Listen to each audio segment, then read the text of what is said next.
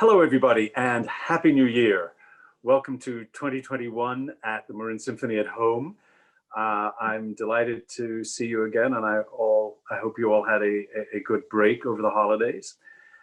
It's my pleasure to continue our series of interviews with the women and men that make up the organization of the Marin Symphony Orchestra. And my guest today is somebody that plays an important role behind the scenes. Is Gayle Peterson, our Director of Marketing and Sales. And I'm going to be talking with her, and she's going to tell you a little about herself and her job. So first of all, welcome, Gayle. Hi, Alasdair. Good afternoon. Happy New Year. Good to see you, and Happy New Year to you as well. Thank you. So tell us a little about your life story in brief, what your background was, and actually one specific question, was music part of your furniture growing up? Yeah, well, thank you. So it was a little bit in that I think, when I was in elementary school, there was an opportunity to play the song flute. And that's what got me started in third grade, did that. As a family, we didn't have any other instruments in the house, but my parents were fond of music, loved to play things on the hi-fi stereo and all of that. And I'd always been fascinated by the piano. In fourth grade, then again, great opportunity to learn an instrument. I wanted to play the flute, then the clarinet. My third choice was the violin. They decided they needed violin players, and so I was assigned the violin, which actually, it was great. It was fine, probably better suited for me. I played all up through sixth grade. I want to thank my mother. She used to sit with me in fourth grade, and she'd set the timer for a half an hour, and she'd sit there while I screeched and scratched my way across it. And so good for her. And then, I actually went to a fairly large, there was like 6 to 8 elementary schools then that formed our school orchestra. And I worked my way up to the concert mistress. Well, la-di-da, good for you. Yeah, la-di-da. But then comes junior high, and then you have to start, the schools make you can only have so many electives. And so I had to make a choice. And I loved drama. I loved the Glee Club. And then there was my violin, but one had to go. And so I dropped the violin because I was going to be an actress.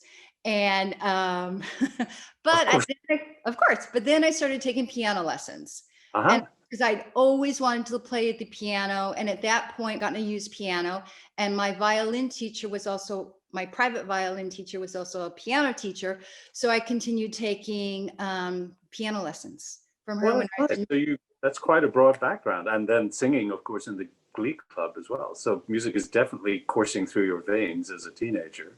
Absolutely. And then, before I got my driver's license, I used to give piano lessons, and I'd pedal my bike all over town for like my $2-3 per lesson. High school and all of that, your total focus on drama. And so music kind of got a little left behind, as it were, as I got older. And then in school, I decided to pursue a business major, of all things. Like Dynasty was popular, the TV show, big business, all of that. And so that's what I did. That's what I went into. Started out in the banking industry, of all places, but learned a lot. And then eventually that segued into recruitment and training. And when we moved up here to Northern California, my husband Marty was given the opportunity to be the ad manager at the Marin IJ. And so we moved up here, and then I did recruiting for both Broderbund Software and the Lucas companies. So I was back in a very creative environment, which I loved. The bank is you're interviewing loan officers and things like that. And nothing against the loan officers. We need them in our lives, but to interview them can be a little dry sometimes. But I loved my time at the software company and at Lucas. And it reminds me a lot of the symphony because you're involved with very creative people, but smart. They're real. That's the thing I found about working at the symphony and with everyone there. I'm so impressed by their intelligence. And maybe that's more of a Northern California thing too, not to rat out my Southern Oh, California. I'm not getting involved in that fight. Since we've moved up here, I've been around some just wonderful people. And so ending up at the symphony now, when I think I've kind of, I've kind of come that full circle in that I'm in a, a creative environment. I'm back with the music Right. and I just, It's all coming together. It's all of it. it is, it's like a full circle. So Yeah. tell us a little bit about what your job here at the Marin Symphony entails. As I mentioned in the introduction, you're Director of Marketing and Sales. So try that for us. What does that involve on a day-to-day basis? Well, overall, it's, as we like to say, it's getting the tushies in the seats Mm-hmm. for the concerts. It's all about telling and sharing the symphony story. So as the marketing director, I'm building marketing campaigns and managing those budgets. I'm creating promotional material, messages that help drive business. And I use a variety of media to get out that message, print, direct mail, which are more traditional forms. And then we use more contemporary forms, such as digital platforms, social media, Facebook, Instagram. And then you look at how those campaigns have done, we evaluate, analyze, and then we tweak them as necessary. It's interesting. I first started working with the symphony back in 2009 to help with the media planning and placement schedule. And back then it was print, newspapers, a lot of newspapers. And now, while we still rely on newspapers, we also are focusing on the digital platforms, the social media platforms, where we're actually creating content and driving it out to potential viewers. Struck me when you were talking about print media and that back in 2009, which isn't that long ago, that your job has changed in profound ways compared to just what I do as music director. I mean, a program that I'm going to be conducting in 2021 isn't going to look substantively different, or the way that I go about it is not substantively different than I would have 10 years ago. I mean, there are differences, but your business has gone through a profound revolution. Oh, absolutely. Have you welcomed the changes, and how's it felt? Do you feel like you're paddling to keep up, or? Actually, I'm thriving in it. I think I love it, especially this year with this past year with what happened with COVID. And so I'm making videos for the symphony. I'm doing an online magazine for the symphony. So it's really given me the opportunity to learn new skills. And I love it. I'm having the best time. And so I hope our audiences are appreciating, the material that we're delivering to them until we can get back in the hall. Well, speaking of that material, and you just referenced this new online magazine, which we have called Avanti. Tell us a little bit about what the idea is behind it. For those that may not have read it yet, tell us what it is, why we're doing it, and what your role is in it.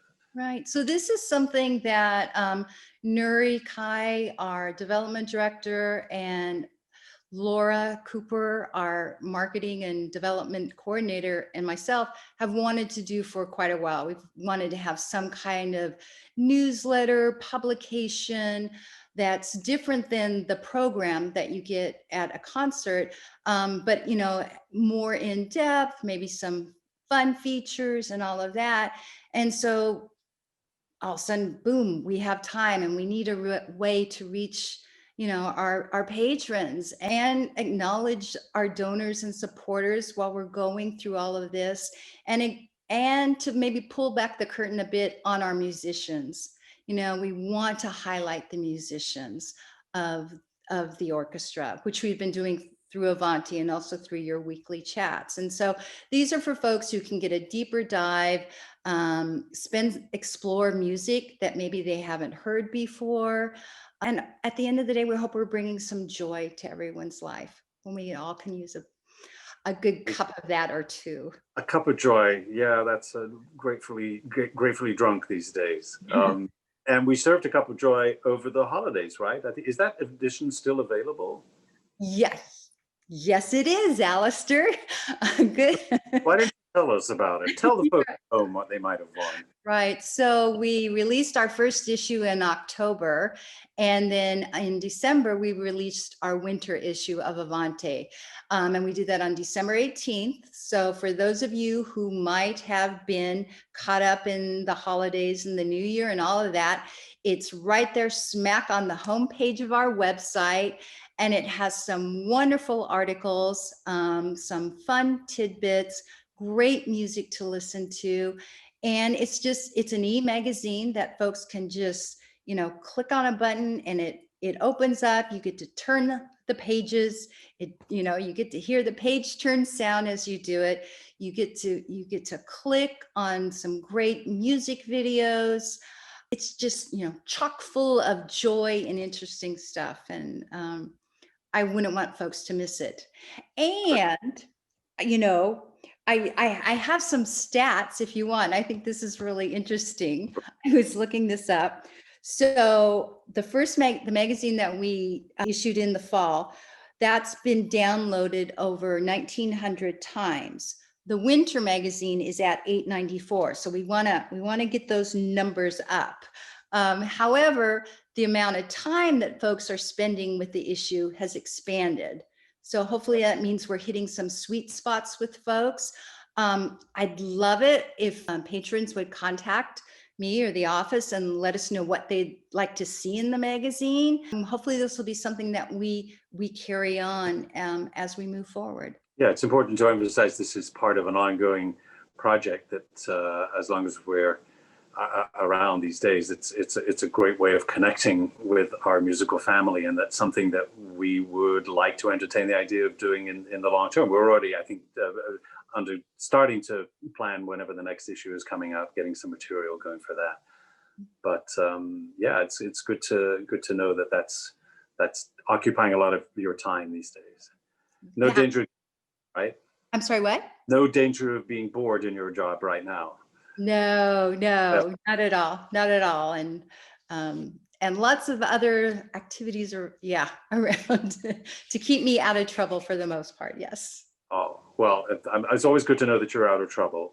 Yes. And of course, it's just lovely to talk to you and to find out a little bit more about what you do behind the scenes, because they're very much part of that engine that paddles underneath the surface. You don't get to be on stage a lot like I do or the musicians do, but nonetheless, you're an incredibly important part of our effort. And so it's great to hear a little bit more about what you do. And thank you so much for spending the time with me. Oh, thank you. My pleasure, as always. Thank you, Alasdair. Take care, and we'll see you soon. Okay. Bye-bye. Bye-bye, everybody.